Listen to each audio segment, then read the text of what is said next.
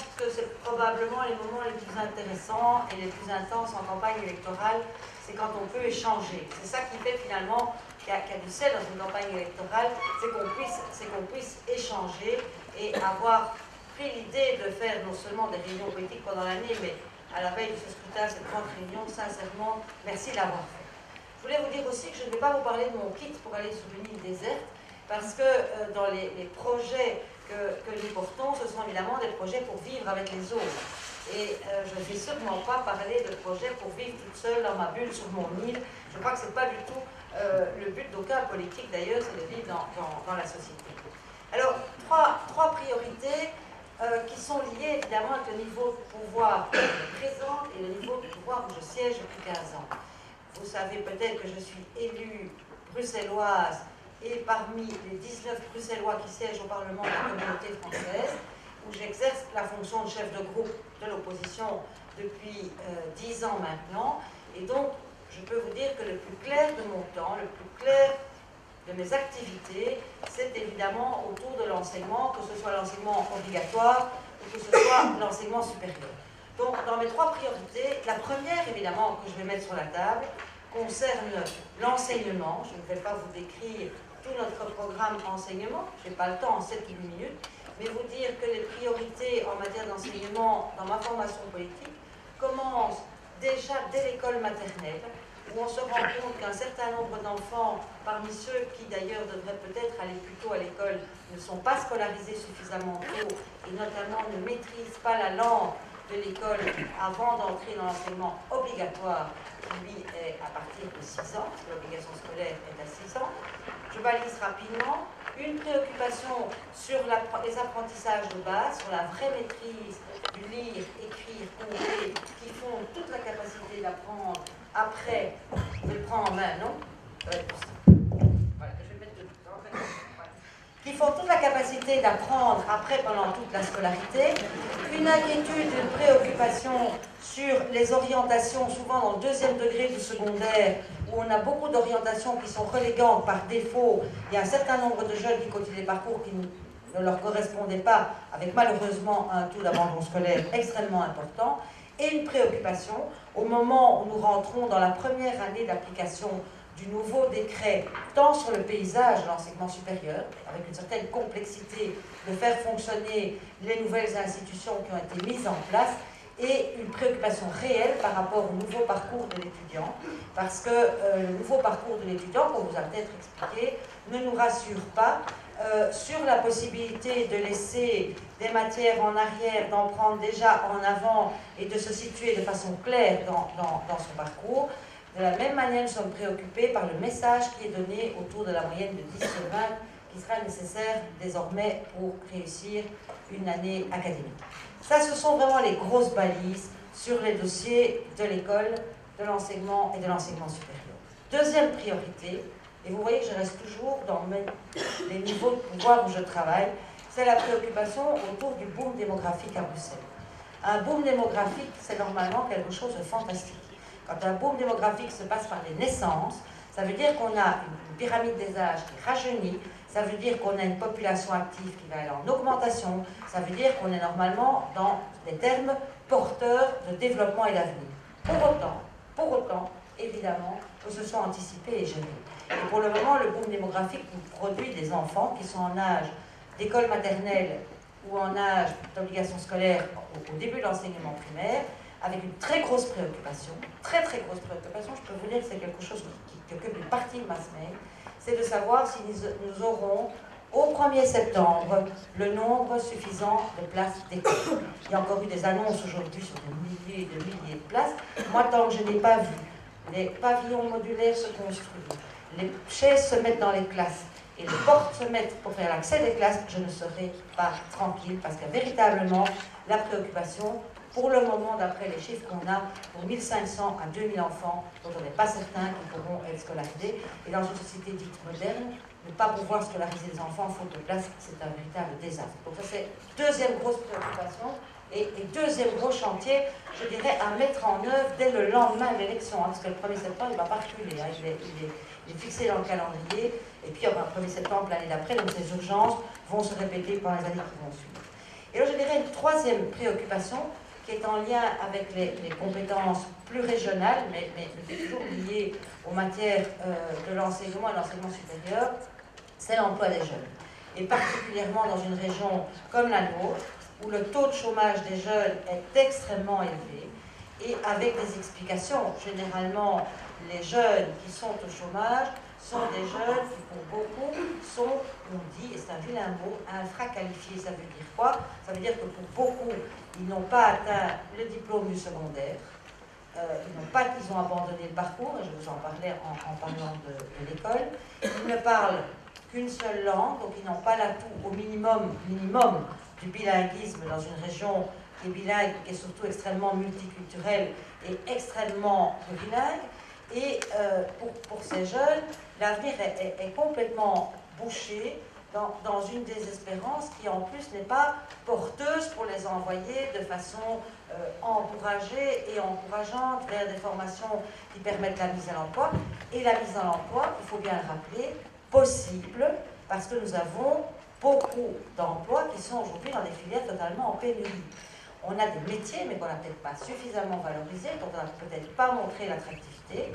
Mais on a énormément de métiers, par exemple dans le secteur de la construction, et il y a des métiers très nobles, des métiers manuels très nobles, qui sont véritablement en pénurie. Et on a fait venir des travailleurs, notamment dans le secteur de la construction de l'Est, ça n'a pas encore comblé la pénurie. Donc il y a vraiment des gisements d'emploi qu'il faut pouvoir valoriser. Il faut pour ça, évidemment, donner des formations qui soient attractives, qui soient opérationnelles et qui soient adéquates. Il y a un autre problème en ce qui concerne, et puis je vais terminer parce que vous faites des grands yeux, qui concerne les jeunes, c'est que finalement, un jeune, quand il sort tout de suite de l'université avec son diplôme, a parfois de fortes chances de ne pas être engagé parce qu'il faut qu'il ait eu en période d'attente pendant un certain temps pour pouvoir rentrer dans un système d'emploi où l'employeur va avoir des facilités et surtout sur le plan financier, et donc parfois une attente excessive avant de pouvoir mettre un jeune au premier emploi. On développera plus tard pour la suite. Merci beaucoup. Alors, deuxième invité, j'invite Francis Delperret à vous exposer ses 3 priorités pour les élections du 27 mai 2014. Je voudrais avant toute chose dire que je suis ravi de me retrouver à l'Université Saint-Louis, où j'ai été étudiant et où j'ai été professeur pendant 20 ans. Je retrouve des amis, des collègues, et je suis donc un petit peu chez moi. Ceci pour dire mes 3 priorités. Moi, ma première priorité, je me dis qu'au lendemain des élections du 25 mai, nous allons devoir former un gouvernement. Ça paraît une évidence, mais un gouvernement qui répond tout de même à certaines conditions. D'abord, un gouvernement qui répond à une exigence démocratique. Ça paraît évident, mais le gouvernement de demain, il devra avoir une majorité au sein de la Chambre des représentants. Autrement, il s'expose évidemment à n'importe quel vote de méfiance qui pourrait intervenir. Il ne suffit pas de voir un gouvernement valable, il faut aussi un gouvernement viable. Un gouvernement qui puisse tenir la route, si possible, pendant 5 ans. Il faudra aussi que ce gouvernement réponde à une exigence, qui est une exigence communautaire. Je dis qu'il faut une majorité au sein de la Chambre des représentants. Politiquement, il faut aussi que ce gouvernement soit équilibré, francophone et flamand. Et nous savons bien qu'il y a là probablement des problèmes qui peuvent se poser. Nous les avons vécus en 2010-2011, le professeur l'a rappelé. Il a fallu pratiquement un an pour que le parti de qui, vous savez, soit amené à se retirer de la négociation et permettre aux autres, personne ne pouvait le retenir, et donc permettre aux autres de former un gouvernement. Et puis il y a une troisième exigence qui me paraît essentielle, c'est évidemment une exigence politique. Nous avons besoin d'un gouvernement qui soit un gouvernement stable. Mais il y a des changements. Un des changements, c'est que les futures chambres seront élues pour une période de 5 ans. C'est déjà le cas au niveau régional, c'est le cas au niveau européen. Désormais, la Chambre des représentants sera désignée pour 5 ans. C'est un gage de stabilité. Il y a toujours des dissolutions possibles, hein, de la Constitution, par exemple, mais normalement, s'il n'y a pas d'accident, c'est pour 5 ans, et c'est aussi un élément de stabilité pour le gouvernement responsable devant cette Assemblée. De ce point de vue-là, je ne peux pas m'empêcher de dire que la tripartite actuelle n'a pas démérité, et que d'ailleurs l'Union européenne nous adresse des bulletins de félicitations en disant ben voilà, vous avez respecté les règles, vous n'avez pas dépassé les 3% de déficit, vous n'avez pas dépassé la dette de 100%, vous avez un chômage inférieur à 8,5%. Il y a moyen de faire mieux? Bien sûr, il y a moyen de faire mieux. C'est pour ça qu'on veut continuer sur cette lancée, mais je suis de ceux qui disent que si la majorité actuelle en a les moyens, en chiffres, en sièges, en majorité, ben, je crois qu'elle pourrait repartir et poursuivre la tâche qu'elle a engagée. Deuxième chose. Nous venons de réaliser la 6e réforme de l'État. C'est un travail lourd, important, qui nous a pris pratiquement pendant 2 ans et demi, sans même parler de la phase pré-gouvernementale, la phase de préparation du gouvernement et de cette réforme. Mais nous n'avons fait qu'établir les principes. Il faut maintenant que ces principes soient concrétisés. Il faut transférer les compétences. Il faut transférer les moyens financiers, 17 milliards. Il faut construire des bâtiments. Il faut délocaliser du personnel. Il faut organiser des bureaux, des services, etc. C'est vraiment un travail de Dieu le Père qui nous attend. Et je crois qu'il faudra bien justement les 5 années qui viennent pour réaliser ce genre de travaux. On ne fera pas que ça, évidemment, pas que de l'institutionnel. Il y a les problèmes économiques, il y a les problèmes sociaux, il y a les problèmes culturels dont Mme Berthiaud a parlé, mais c'est une partie importante du travail qui nous attend demain. Réaliser concrètement la 6e réforme de l'État, ce qui me permet d'ajouter, bien sûr, nous n'avons pas besoin d'une 7e réforme de l'État. Vous connaissez la formule qui est inscrite aux premières lettres de première ligne de la Genèse. Dieu créa le monde en combien de jours? Pas 7 jours, hein. 6 jours, 6 réformes. Et le 7e jour, Dieu se reposa. Nous n'allons pas nous reposer, non, nous allons justement exécuter la 6e réforme de l'État, et je crois que le travail sera un travail important à réaliser. Troisième priorité, Madame la Présidente, et je serai très bref. La troisième priorité, pour moi, c'est la solidarité. La solidarité entre les Belges, la solidarité entre les Bruxellois, la solidarité entre tous ceux qui composent aujourd'hui notre société. Vous savez, moi je lisais ce matin, dans la presse, une interview d'un avocat, PP, M. Baudry-Kamel, pour ne pas le citer. Et selon lui, les personnes, ouvrez la parenthèse, étrangères, bien entendu, fermez la parenthèse, qu'est-ce qu'ils font? Je cite. Elles se servent au buffet de la sécurité sociale. Moi, j'ai honte devant des propos aussi injurieux, aussi insultants. La sécurité sociale, ce ne sont pas des akouskis que l'on picore dans une réception. Ce n'est pas une coupe de champagne que je bois dans un cocktail. La sécurité sociale, ce sont des droits que j'ai promérités, des droits qui me vont à moi, personne jeune, personne sans emploi, personne aînée, etc., personne malade. Ça, ce sont des droits qui me reviennent, et que je sois d'ailleurs belge ou étranger, parce que je suis sur le territoire de Bruxelles, parce que je suis sur le territoire de la Belgique. Ce sont évidemment des droits dont l'exercice doit être mesuré. Ce sont des droits pour lesquels il doit y avoir aussi des mécanismes de contrôle. Et s'il y a des abus, ils doivent être sanctionnés. Mais je le dis, comme je pense, le buffet, il me reste sur l'estomac. La Belgique n'a pas à tomber dans ce populisme de bas étage. Voilà, Madame la Présidente. Merci beaucoup. Alors, la prochaine invitée à prendre la parole est donc Émilie Ollios, toujours sur ces 3 fameuses priorités pour les prochaines élections. Merci beaucoup.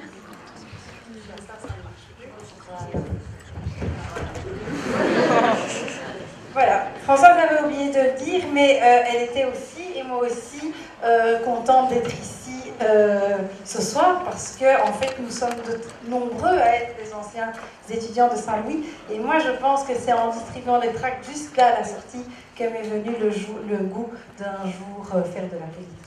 Donc, merci au CAU d'organiser ce débat. J'ai bien entendu mon collègue Francis dire que... Ah oui, pardon, je devais dire où je me présentais. Donc, je suis coprésidente d'Écolo, j'habite aujourd'hui dans le Namurois, et donc je me présente en dernière suppléante sur la liste régionale à Namur, en dernière suppléante parce que je n'ai pas l'intention d'être députée au lendemain des élections, puisque je suis coprésidente depuis 2 ans, et je n'ai pas envie de changer de boulot après les élections. Donc j'entendais Francis dire qu'il était heureux du bilan du gouvernement fédéral auquel son parti avait participé avec d'autres, que la tripartite n'avait pas démérité, que l'Union européenne donnait d'ailleurs un bon bulletin, et que la preuve c'était que le chômage était inférieur à 8,5%. On ne vit peut-être pas exactement sur la même planète, dans le même pays. À Bruxelles, plus d'1 jeune sur 3 est au chômage. Dans certains quartiers bruxellois, plus de la moitié des jeunes sont au chômage. En Wallonie, plus d'1 jeune sur 5 est au chômage. Et donc, par rapport à ça, je pense qu'aucun gouvernement ne peut se donner de satisfecit. Et par ailleurs, je rappellerai, juste pour notre gouverne à tous, que le Fonds monétaire international disait il y a 15 jours que la Belgique s'était dotée de trajectoires budgétaires et donc d'efforts budgétaires à réaliser beaucoup trop serrés, beaucoup trop contraignantes, et que la crise allait créer la crise. Et donc je pense qu'il faut absolument, et c'est là-dessus que je voudrais axer mes 7 minutes d'intervention, je pense qu'il faut absolument sortir de ce modèle socio-économique, celui qu'on a importé du siècle passé, qui est allé violemment s'échouer le jour d'une crise financière en 2008, et qui est un modèle économique qui est en fait basé sur l'épuisement des hommes, des femmes, et sur l'épuisement des ressources. Alors, qu'est-ce que ça veut dire très concrètement? Ça veut dire que la semaine dernière, enfin non, il y a 10 jours, à Bruxelles, il faisait irrespirable parce qu'il y avait le smog, que c'est la congestion d'une ville qui, à la fois n'est plus conviviale, fait fuir l'activité économique parce qu'elle est tellement embouteillée que l'activité économique s'organise aux alentours de la ville. Mais ce n'est pas que des problèmes de congestion et des problèmes économiques à l'échelle d'une région, c'est tout cela de manière exponentielle à l'échelle du monde. Vous savez que si aujourd'hui, en Wallonie et à Bruxelles, de nombreuses entreprises, de nombreuses industries mettent la clé sous le paillasson, alors qu'elles étaient innovantes, alors qu'elles étaient compétitives, qu'elles produisaient des choses dont nous avions besoin ici en Europe, si ces entreprises aujourd'hui mettent la clé sous le paillasson, c'est parce que de l'autre côté de la planète, en Chine par exemple, mais ailleurs, on se permet de produire ces mêmes produits de consommation, du verre, des panneaux photovoltaïques, des choses ici, des livres, des GSM, tout. On se permet de produire dans des conditions sociales et dans des conditions environnementales dignes du 19e siècle. Ce sont des enfants qui travaillent, il n'y a pas de liberté syndicale, les gens travaillent dans des conditions sociales dans lesquelles personne, je pense même Modric Amen, ne voudrait pas revenir, et dans des conditions environnementales qui fait que le smog qu'on a connu à Bruxelles la semaine dernière, c'est de la gnognotte. À Pékin, sur des centaines de kilomètres autour de Pékin, l'air est devenu irrespirable, les taux maximum de taux de particules fines dans l'air sont 27 fois dépassés à Pékin. Ça, c'est le modèle économique dans lequel on est aujourd'hui. On a des postes de travail, on a des entreprises, on a des industries qui disparaissent. On a l'impression d'être dans un cul-de-sac parce que notre modèle économique est basé sur le libre-échange des travailleurs pauvres, des bas salaires et de la pollution. Alors par rapport à ça, ça semble être très grand défi, et donc c'est un peu soit de la résignation, soit de la fatalité qui l'emporte, mais ni la résignation, ni la fatalité ne sont les moteurs de mon engagement politique, et c'est parce que je suis fondamentalement optimiste que je tiens le coup dans ce boulot. Et donc nous avons identifié 3 priorités qui nous permettent très concrètement, ici et maintenant, et pas après un grand soir, ici et maintenant, de répondre à ce défi-là et de remettre sur ses pieds un modèle socio-économique qui marche sur sa tête. Ma première priorité, Elle concerne le fait de se doter d'un véritable avenir énergétique. Aujourd'hui, l'énergie, c'est à la fois la question sociale de ce siècle. Vous savez que 750 000 familles en Belgique sont pauvres à cause des coûts énergétiques. Ce sont des chiffres qui sont sortis la semaine dernière des services fédéraux. Et donc, il faut aujourd'hui faire en sorte d'isoler les logements, de faire en sorte qu'on soit moins dépendant de l'évolution exponentielle des cours du pétrole. C'est aussi une question économique, parce qu'il y a des entreprises qui, ici en Belgique, disent « Moi, je plierais bien bagages pour aller m'installer, par exemple, aux États-Unis, où les coûts énergétiques sont moins chers. » Et donc, il faut aider ces entreprises à être plus compétitives en matière énergétique pour être moins dépendantes des coûts énergétiques. C'est aussi une question d'ambition énergétique. Chaque année, la Belgique importe 18 milliards pour 18 milliards de matières énergétiques. Ça coûte très très cher à la Belgique, alors qu'on pourrait produire chez nous. Nos centrales nucléaires sont vieilles, il va falloir les remplacer. Est-ce qu'on les remplace par des centrales nucléaires ou est-ce qu'on les remplace par des énergies renouvelables? Vous connaissez ma réponse. Ça, c'est ma première priorité. La deuxième priorité, c'est se doter de moyens pour relocaliser l'emploi et l'activité économique chez nous. Faire en sorte que vous ayez des perspectives de pouvoir vous imaginer dans un avenir économique chez nous. Et pour ça, il faut notamment, j'ai plein de mesures dont je pourrais vous parler, je vais en cibler une, c'est mettre aux frontières de l'Europe des droits de douane sociaux et environnementaux pour que les pays qui décident à 20 000 ou à 5 000 km d'ici de produire des biens de consommation et de les exporter vers chez nous en ne respectant aucune norme internationale.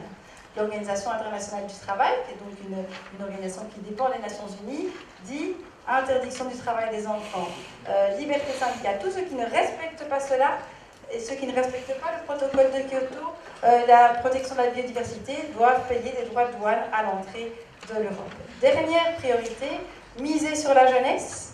Nous refusons qu'il y ait aujourd'hui cette génération sacrifiée en Espagne, en Grèce, mais aussi ici. Ça veut dire miser sur l'enseignement. Je n'ai pas les mêmes propositions de Françoise Berthiaud, mais nous disons aussi que l'enseignement est fondamental. Mais ce n'est pas seulement miser sur l'enseignement, c'est faire en sorte que vous ayez des cordes supplémentaires à votre arc quand vous vous engagez dans le marché du travail, en mettant en place un contrat jeune dont je peux vous parler si vous m'interrogez là-dessus dans les questions-réponses, puisque j'ai épuisé mon temps de parole. Merci beaucoup. Alors, le prochain invité est Olivier Mardin. Quelles sont vos 3 priorités pour les prochaines élections? Toujours la même question, mais des réponses variées, on l'a déjà vu. C'est à vous. Merci de votre invitation. Alors, je n'ai pas les références de ceux qui ont fait leurs études ici, je n'ai pas distribué de tract à la sortie. Je viens d'une autre université et donc je serai un peu plus mécréant que Francis Delpéry ce soir. Mais, priorité. 1, fortifier l'Europe. On n'en parle pas beaucoup, l'Europe, on croit que c'est une institution très éloignée, donc on ne voit pas toujours l'importance. Vous êtes la génération qui va devoir révolutionner le projet politique de l'Union européenne. Sans une union politique européenne forte, l'avenir économique de notre continent sera définitivement et irrémédiablement affaibli. Il n'y aura pas de capacité des pays de l'Union européenne à reprendre une influence dans le monde s'il n'y a pas d'abord une ambition collective qu'est l'Union européenne. Barack Obama débarque, quel est son interlocuteur en Europe? Vous avez tous en mémoire que l'Union européenne a été honorée du titre de prix Nobel de la paix. Il y avait 3 personnalités pour représenter l'Union européenne: le président du Parlement européen, le président du Conseil européen et le président de la Commission européenne. Comme on dit à Washington, quand on doit appeler l'Europe, qui appelle-t-on? C'est le défaut de la construction de l'Europe. L'Europe aujourd'hui n'a pas la vitalité démocratique suffisante pour pouvoir avoir une conduite des affaires économiques qui lui permette de se faire respecter dans un environnement international face à des pays émergents notamment.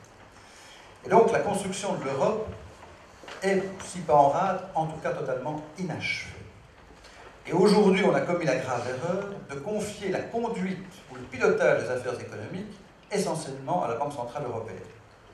Guidée par des dogmes économiques imposés pour large part par l'Allemagne au moment de la construction, de la création de la zone euro, au motif que l'Allemagne ne voulait pas abandonner sa puissance monétaire qui était liée au Deutschmark, en les prenant le moindre risque en ce qui concerne l'inflation.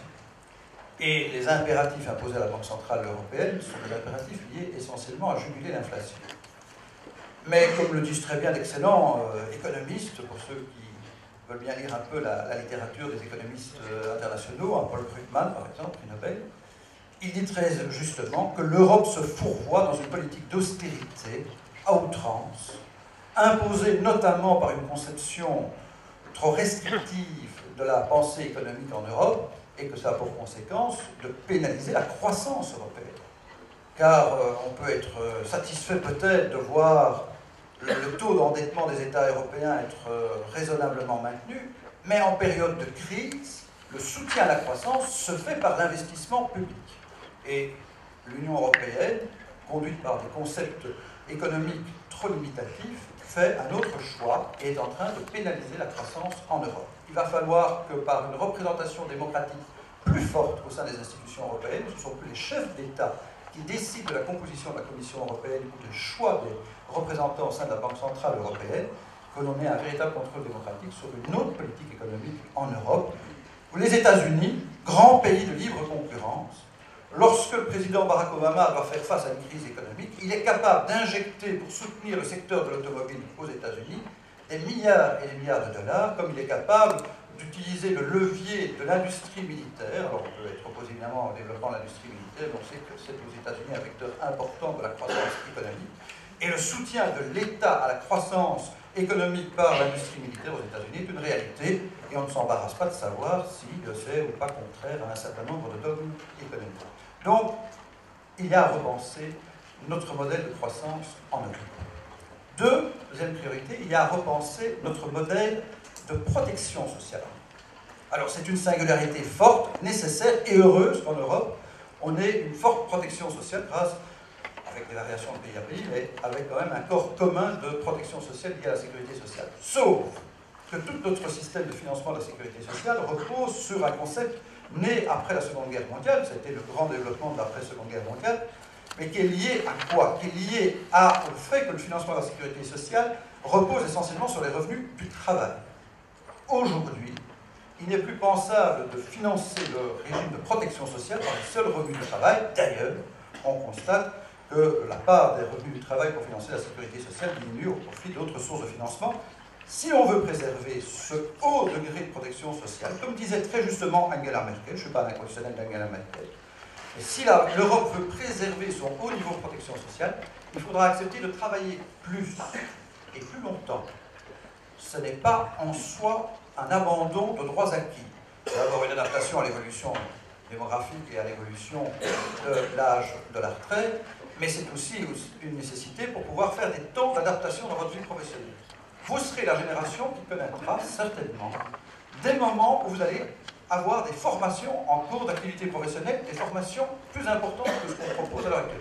Vous reviendrez tous sur les bancs d'université à 40 ou 45 ans pour faire peut-être 6 mois, 1 an d'adaptation. Mais il va falloir repenser notre système de solidarité sociale, de sécurité sociale, en tenant compte de ces adaptations de vie professionnelle. Troisième étape, troisième priorité, c'est la qualification.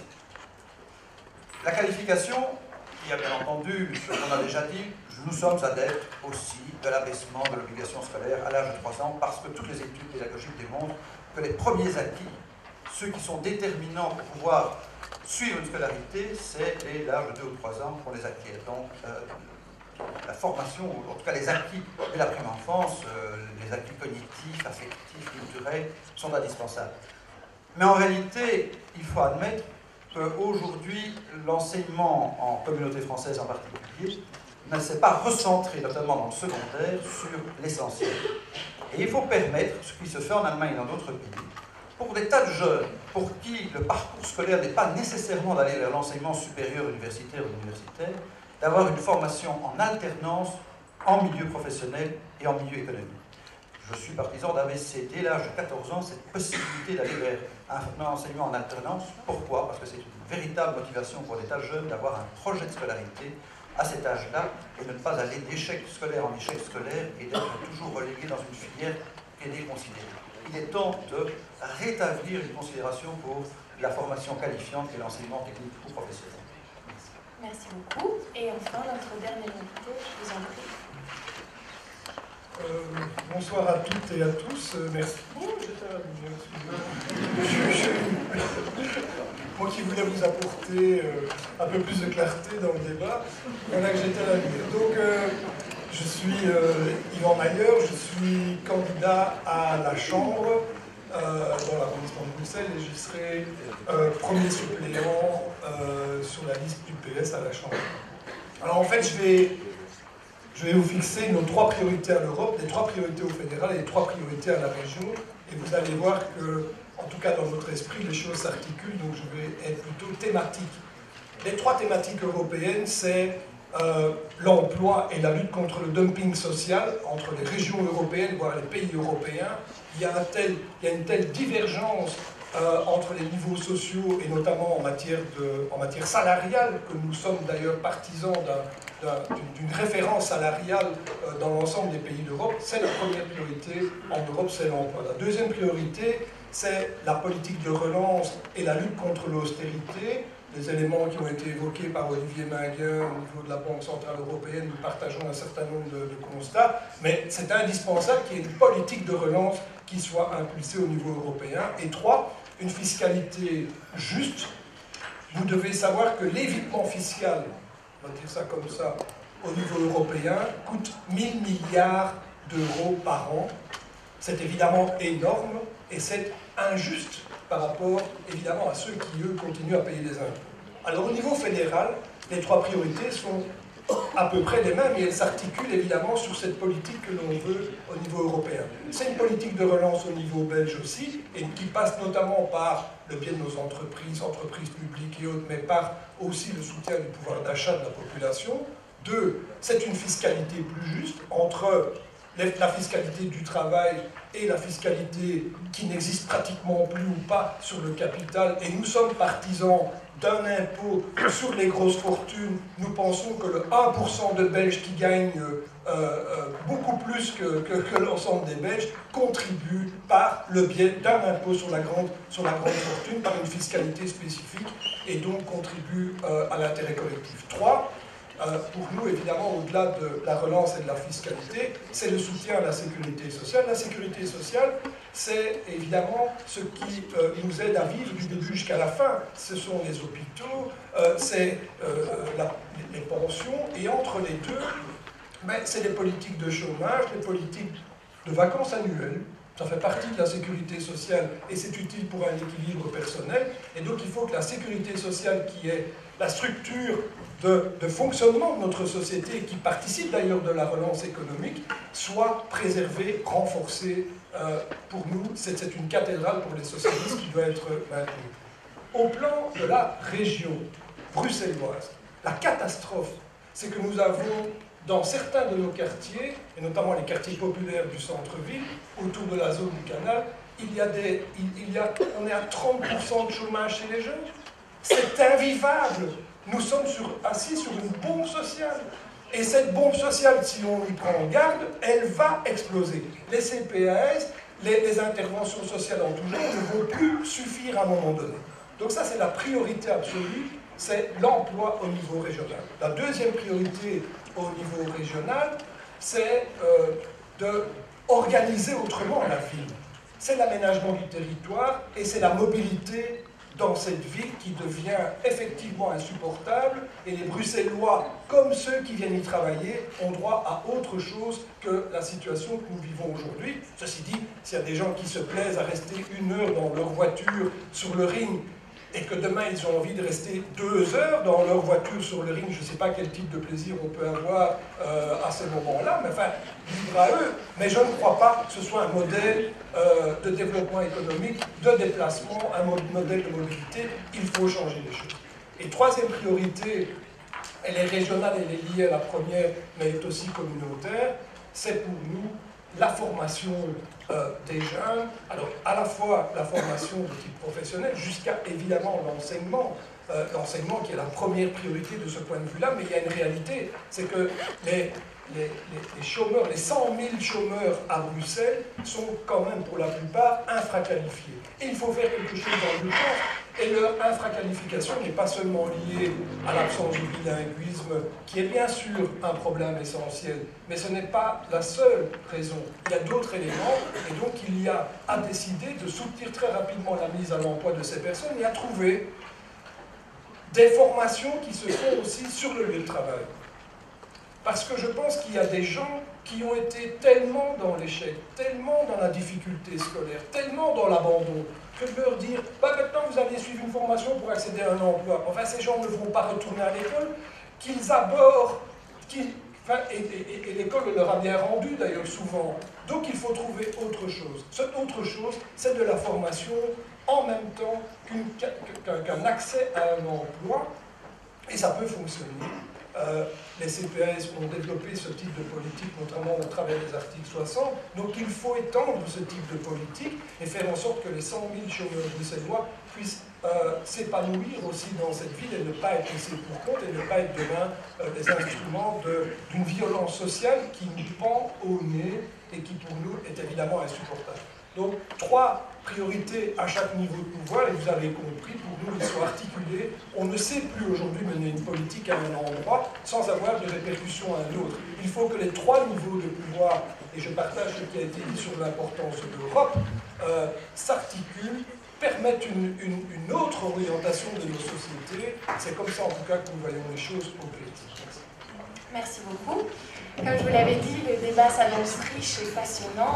On a parlé d'énormément de choses. C'est dû évidemment à la diversité des scrutins. C'est dû évidemment aussi à la diversité politique de nos invités. Donc, je rappelle les fameuses quelques petites règles. Tout d'abord, n'oubliez pas, on vous l'a sûrement dit, tous les professeurs disent ça, mais c'est vrai, il n'y a pas de bonnes ou de mauvaises questions, il n'y a que des questions. Donc n'hésitez vraiment pas à poser certaines questions, elles sont toutes les bienvenues. Enfin, je pense pouvoir parler pour les invités en disant que toute question est la bienvenue. Et c'est simplement, comme je vous l'ai dit, d'être clair et précis, c'est-à-dire assez court. Et deuxièmement, si vous souhaitez poser une question à un invité en particulier suite à ce qu'il a dit, une interrogation plus générale, n'hésitez pas à le signaler au début de votre question. Le principe est simple. Nos maîtres de cérémonie du CAU vont faire le tour avec un micro portatif. Ils vont donc venir à vous pour que vous puissiez poser votre question. Vous leur faites un petit signe. Je l'ai dit, on prend plusieurs questions, c'est plus facile après pour pouvoir rebondir. 4-5 questions, et puis on revient ici, je donnerai la parole. Et enfin, je voulais juste signaler que malheureusement, Francis Delperré a dû nous quitter parce qu'il préside un conseil communal à Woluwe, qu'il était attendu pour 20 h et vu les trafics et les problèmes de circulation, il a dû nous quitter, il s'en excuse bien entendu, mais nous accueillons donc Julie de Groot, qui est également candidate à ces élections et qui aura le plaisir de répondre à vos questions. Et de ce fait, je remarque que la majorité devient féminine. Donc finalement, c'était pas plus mal dans cette ère de parité qu'on fasse une alternance par rapport à ça. Alors, je vais me taire et je vais vous écouter. Ça ne m'arrive pas souvent, hein, ceux qui vont le savent. Donc je vais vous écouter et on va prendre les premières questions.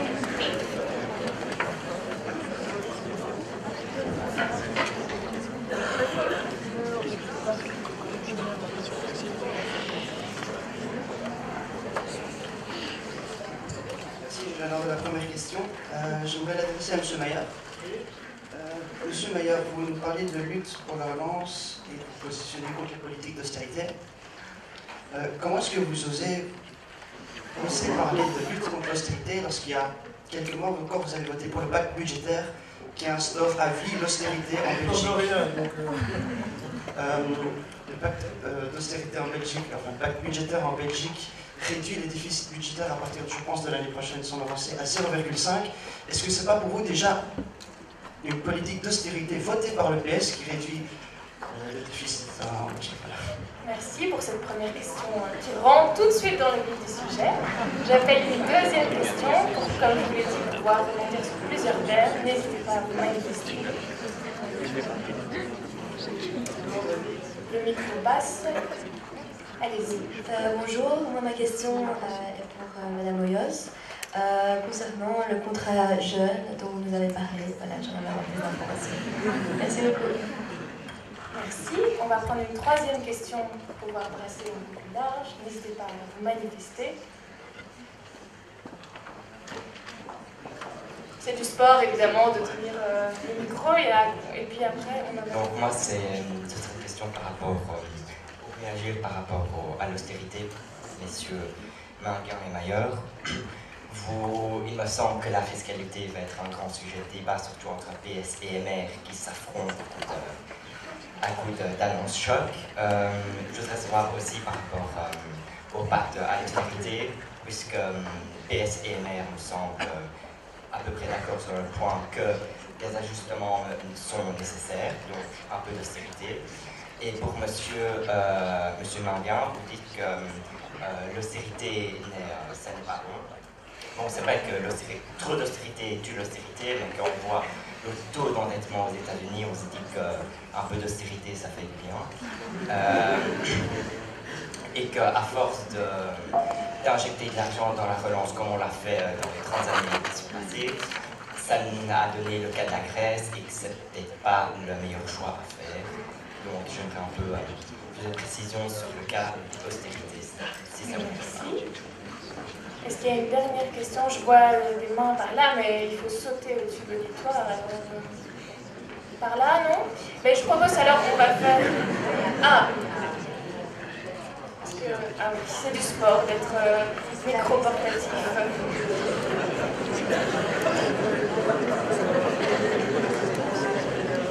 Alors, la dernière question, allez-y, mademoiselle. Bonsoir. J'avais juste une question pour Madame Hoyos. Vous avez parlé de créer une douane autour de la Belgique en matière de social et que on sache d'où viennent nos produits.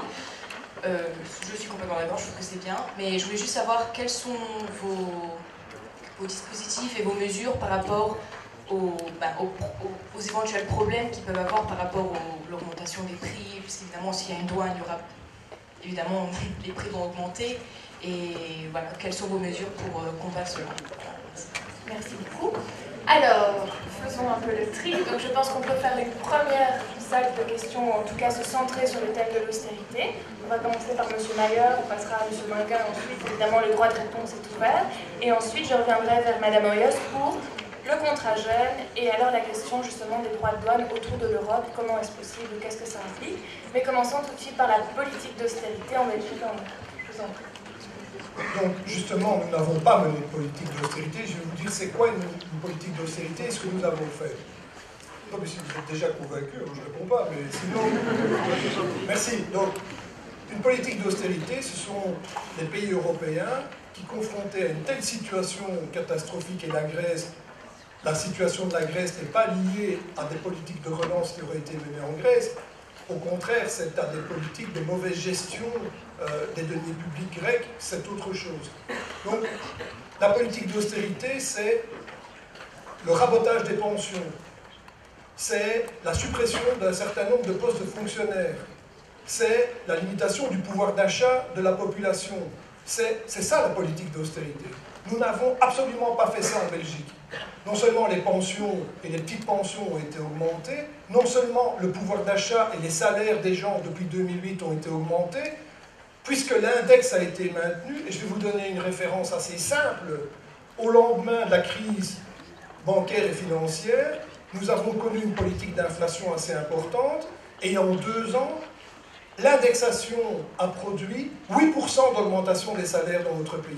8%, alors que d'autres menaient des politiques d'austérité, bloquaient les salaires et limitaient les emplois, voire supprimaient les emplois dans les entreprises et dans les administrations publiques. Donc nous avons fait tout le contraire de l'austérité, exactement le contraire. Mais vous pouvez dire non, mais ce que je vous dis, ce sont des faits, monsieur. Donc il faut comparer les choses qui sont comparables. Ou alors, vous êtes dans une logique de slogan, pété biche, je ne sais pas quoi, mais ce n'est pas cette réalité-là.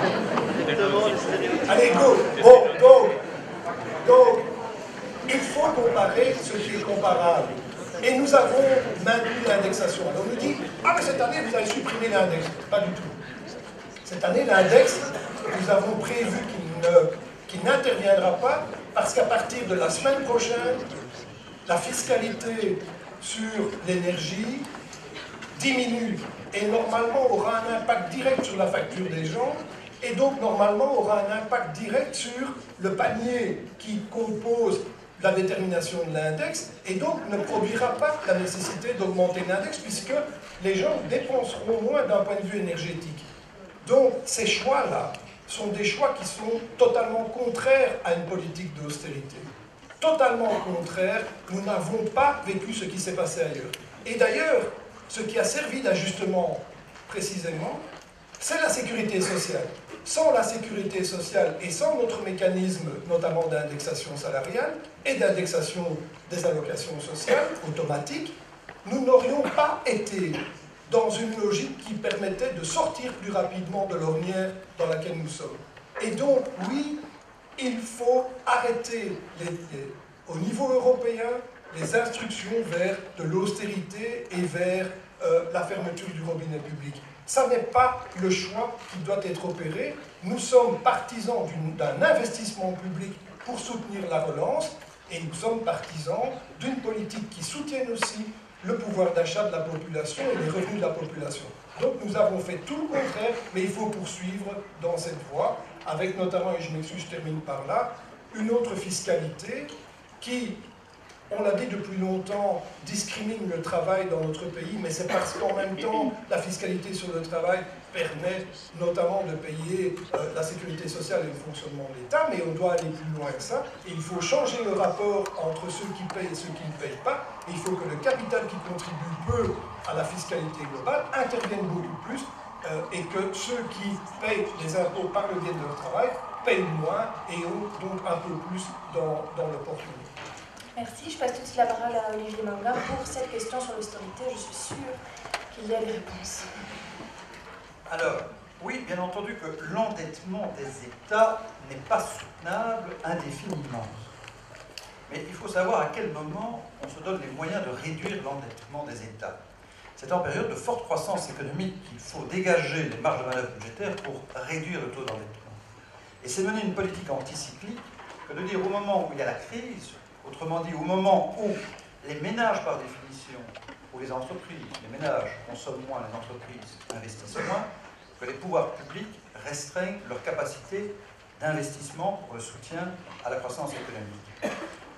Et c'est ce qu'on a imposé en Europe de manière inappropriée, en tout cas à un rythme trop soutenu et trop précipité.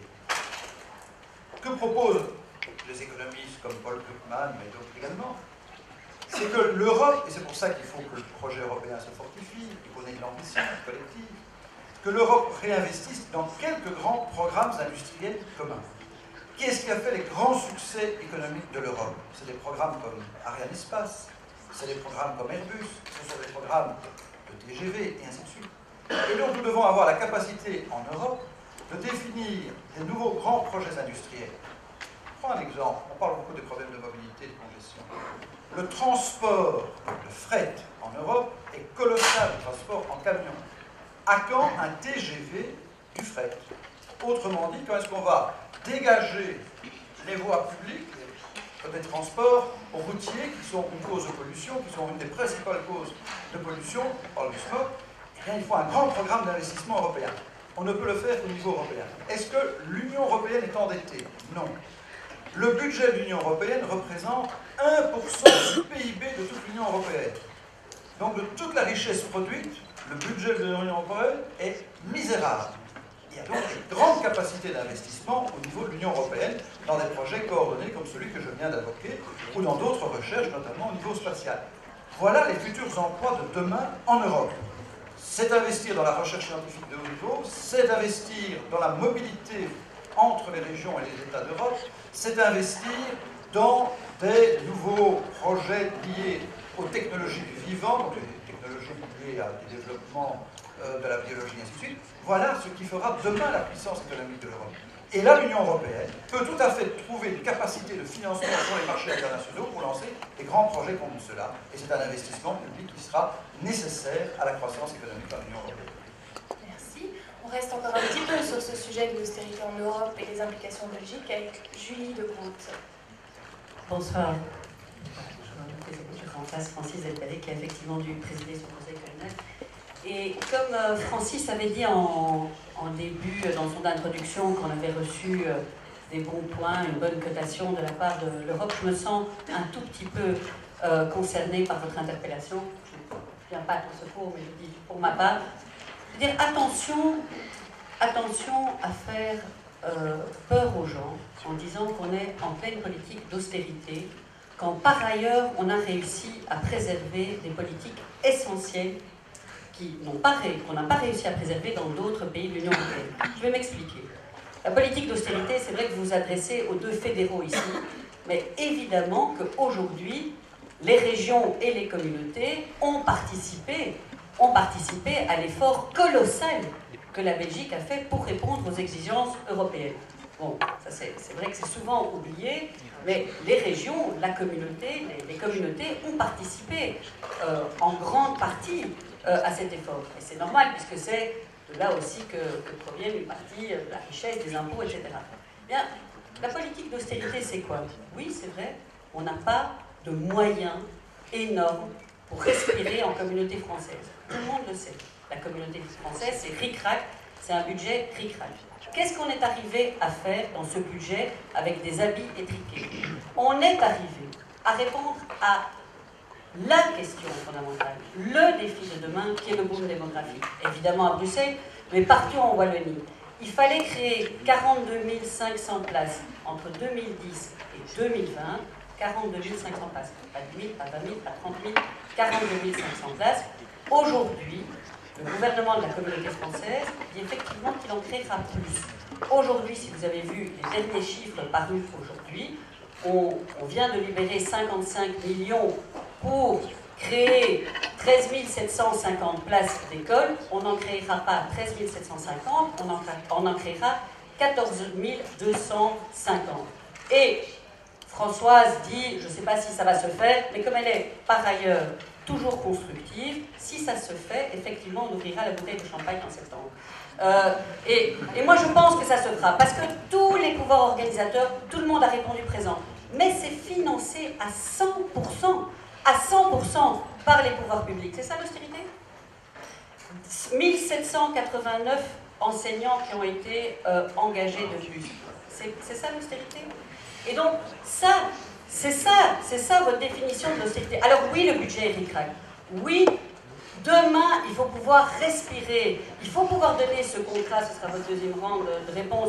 Il faut pouvoir donner ce contrat d'avenir pour les jeunes. Et nous, on a des propositions pour que ces jeunes, on connaît, on est le champion de l'écart en Belgique. C'est ça notre problème. On est les jeunes très bien scolarisés qui se retrouvent ici réussissent tous mieux que quand on voit la moyenne de l'OCDE. Et les jeunes, les moins bien scolarisés, voilà, c'est une catastrophe et donc c'est une bombe sociale. Ça, oui, il faut demain pouvoir personnaliser l'accompagnement, leur donner un projet d'avenir, dire qu'il y a des métiers à faire. Et là, il faudra respirer aussi budgétairement. Mais aujourd'hui, on est arrivé à répondre à l'urgence et à faire plus que l'urgence, y compris dans les régions et les communautés. Alors, je passe la parole à François Berthaud qui souhaitait réagir à l'intervention de Julie Bécotte. Voilà, je souhaitais vraiment réagir parce que j'espère que ce que Julie de Gros nous raconte va arriver. Parce que j'ai des grosses inquiétudes par rapport au financement de ces classes d'école et donc à la capacité de réaliser effectivement 42 500 places dont nous allons avoir besoin. Hein. Il ne faut pas dire que nous, on n'a pas envie qu'elles viennent, on va avoir besoin de ces places. Mais le financement de ces 42 500 places d'école repose sur une nécessité de financement de l'ordre d'1,2 milliard, que la communauté française n'a pas encore réussi à mobiliser pour la moitié de la somme, et que si elle mobilise, elle payera très cher. Et donc j'ai envie de dire, nous projetons dans l'avenir une faculté d'endettement importante au moment où d'autres entités ont déjà, elles, commencé à faire des économies importantes. Et donc, j'écoute avec attention ce qui se dit, j'espère que ça se réalisera. Et si ça se réalise, malheureusement, c'est encore dans le futur. On va augmenter notre endettement. Et donc, pas les 55 millions, mais 55 000. On va discuter sur les chiffres. On va pas discuter. Mais vous comprenez quand même tous que 55 millions, c'est une chose, que c'est une goutte d'eau par rapport à 1,2 milliard. Et le gros, vrai problème de financement, c'est exactement là qu'il se trouve. Merci. Et alors, dernière intervention, Emilio Lopez, qui a plusieurs programmes, puisque vous allez parler de l'austérité, rapidement répondre, et répondre aux deux questions, donc sur le contrat jeune, et par là, c'était sur le droit de douane. À vous. Sur l'austérité, je comprends la nervosité de Yvan Maillard, parce que c'est vrai que le travail qu'a fait ce gouvernement fédéral était dicté par la fébrilité enthousiaste d'Yvan Maillard. Le gouvernement fédéral a été fort marqué par la droite flamande qui avait effectivement des objectifs budgétaires qui primaient sur l'ensemble des autres objectifs. Et donc voilà, je comprends que ce ne soit pas facile. Soyons clairs, l'équilibre budgétaire à terme, c'est nécessaire. Nous, ici, et vous encore un petit peu, mais nous, on paye encore aujourd'hui, dans la dette aujourd'hui, la folie des grandeurs de générations politiques des années 60-70 qui ont effectivement cru qu'on pouvait construire des grands travaux inutiles qu'on est encore en train de payer aujourd'hui. Donc, pour le respect des générations futures, pour faire en sorte que si vous faites de la politique dans 10 ou 20 ans, vous ayez des budgets pour mener vos projets, l'équilibre budgétaire est nécessaire. La question, c'est à quel rythme est-ce qu'on atteint cet équilibre budgétaire? Et je rejoins à ce sujet tout à fait les propos d'Olivier Minguin, et je le redis, et peut-être que M. Maillard, ça permettra de convaincre vos alliés de droite au nord du pays. Le Fonds monétaire international, ce n'est pas le service d'études d'écolo, c'est le Fonds monétaire international. Alors, ce sont des très méchants de droite. C'est ces gens-là où on dit la Belgique s'est dotée d'une trajectoire budgétaire trop rapide. Les efforts budgétaires que la Belgique s'est imposés sont trop durs. Et donc, je pense qu'il est effectivement grand temps de décélérer le rythme pour se permettre que les pouvoirs publics puissent faire leur job en période de faible croissance, à savoir stimuler les investissements et vous permettre d'avoir un avenir. En parlant d'avenir, donc sur le contrat jeune, quelle est notre... la proposition elle vient du constat suivant. Quand on est en période de ralentissement économique, qu'il y a plus de gens sur le marché de l'emploi qu'il y a d'offres d'emploi disponibles, les jeunes sont de facto disqualifiés. Parce que quand vous sortez des études, vous n'avez pas la case de votre CV avec l'expérience utile. Et donc voilà, il y a une offre d'emploi, il y a, disons, 50 personnes qui postulent. L'employeur ne va pas nécessairement choisir d'abord le jeune parce qu'il n'a pas d'expérience utile. Et alors, qu'est-ce que ça provoque? Ce que moi j'appelle une nouvelle forme d'esclavagisme dans le marché du travail, c'est-à-dire la multiplication des stages non rémunérés. La Commission européenne est la championne d'ailleurs ici à Bruxelles, et vous allez comme jeune juriste pendant 6 mois, 1 an, 18 mois, travailler en fait. Vous vous levez tous les matins et c'est 0 €, 0 centimes à la fin du mois. Pour vous permettre d'avoir cette corde à votre arc qui vous manque parfois quand vous cherchez un boulot, parce que quand je dis qu'il vous manque parfois, c'est-à-dire que tous ceux qui trouvent un boulot tout seuls, tant mieux pour eux, mais ceux qui ont du mal à trouver un boulot, plutôt que de simplement postuler, s'inscrire parfois à une formation complémentaire, ce qu'on propose, c'est que les pouvoirs publics organisent de manière facultative, donc pour ceux qui veulent, un contrat jeune de 6 mois renouvelable maximum une fois pour tous les jeunes de 18 à 25 ans. L'idée, ce serait que pour un mi-temps, le jeune continue à soit se former, soit chercher du boulot de son côté, et sur l'autre mi-temps, avec un salaire équivalent au revenu minimum, il puisse aller se familiariser avec le marché du travail dans un secteur, soit une commune, un CPAS, un centre culturel, un hôpital, un club sportif. Bref, avoir une activité qui lui met le pied à l'étrier et qui lui permet de se familiariser avec le marché du travail. Ça, c'est notre proposition concrète. Sur les droits de douane socio-environnementaux et comment est-ce qu'on fait en sorte que ça n'augmente pas les prix. Donc aujourd'hui, on est donc, je disais, dans d'abord une précision, ce sont les droits socio-environnementaux aux frontières de l'Europe, pas aux frontières de la Belgique. C'est pour relancer l'économie européenne. Barack Obama arrive là, quelque part dans notre ciel. Son pays, oui, monsieur Maillard peut-être me dire si son adjoint est lui, voilà. Les États-Unis, on pense que ce sont les chantres du libéralisme au sens libre-échange, etc. Ce pays a des barrières douanières gigantesques autour de lui. La Chine, elle subsidie son économie et elle a aussi des barrières douanières. Les Européens sont en fait un peu les seuls dindons de la farce qui croient au premier degré au libre-échange alors que tous les autres ont en fait mis des barrières au libre-échange. Et donc j'attire votre attention là-dessus parce qu'un dossier dont on va parler dans les jours qui viennent, c'est les accords transatlantiques entre l'Union européenne et les États-Unis qui veulent qu'il n'y ait plus aucune barrière entre eux et nous, qui puissent venir vendre leur poulet à l'ammoniac sur le marché européen sans qu'on puisse se défendre. Et donc les droits douanes sociaux et environnementaux, l'espoir, c'est en fait de ne pas devoir les appliquer, c'est que ce soit une menace. C'est qu'on dise, allez respecter les conventions sur l'interdiction de travail pour les enfants et l'obligation d'arrêter d'envoyer votre crasse dans l'atmosphère. Respectez-les. Et si vous ne les respectez pas, vous aurez des droits douanes. Notre espoir, c'est que la Chine arrête de produire en polluant, hein, parce qu'elle pollue aussi, c'est nous aussi qui avons les conséquences de leur dérèglement climatique. L'espoir, c'est de ne pas devoir les appliquer, mais qu'il y ait la menace, et donc on change de mode. Merci beaucoup. Alors, c'est à vous maintenant, à nouveau. Donc, levez la main, manifestez-vous, criez. Alors, première question, on vous écoute. Bonsoir. Je vous ai bien écouté et j'aimerais savoir, ma question ne s'adresse pas personnellement à aucun des invités, mais à tous. Et quel est votre programme en ce qui concerne la politique d'immigration en Belgique? Bon, voilà, quel est le programme que vous avez sur cette question? Je vous remercie. Merci. On va prendre une seconde question.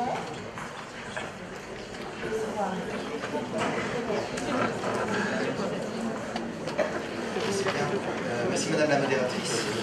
Bien. Ma question concernera l'efficience et l'efficacité de la gestion de notre enseignement supérieur actuel.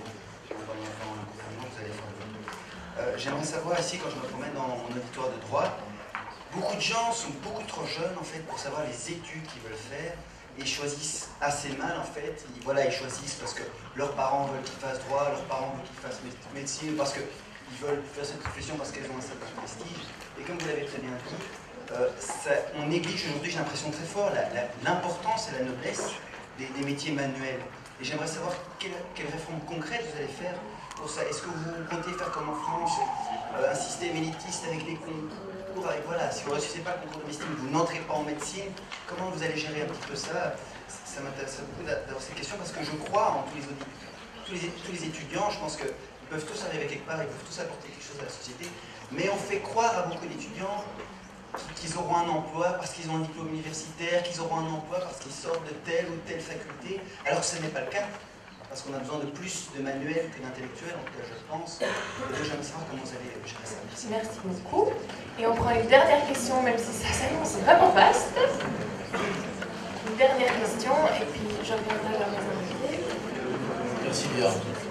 J'avais prévu 3 questions. Il en faut une, on est vraiment embêtant, je sais plus. Ok, bah alors je vais laisser tomber ma question sur le régional et sur l'Europe. Je vais poser une question sur l'institutionnel. Voilà, donc c'est une question large que j'aimerais que chacun puisse se positionner là-dessus, parce que je pense que pour l'ensemble de l'auditoire, savoir quelle partie se positionne comment vis-à-vis de l'institutionnel au fédéral, c'est assez intéressant. On sort d'une 6e réforme de l'État assez coûteuse en temps, en efforts fournis, une constitution qui a été un petit peu maltraitée, avec un coup de dispositions transitoires, dérogatoires, allez, ouais, j'arrête. C'est pas moi qui l'ai dit, il y a une bonne des examens. Oui, mais donc Francis Elpéré a eu raison de partir.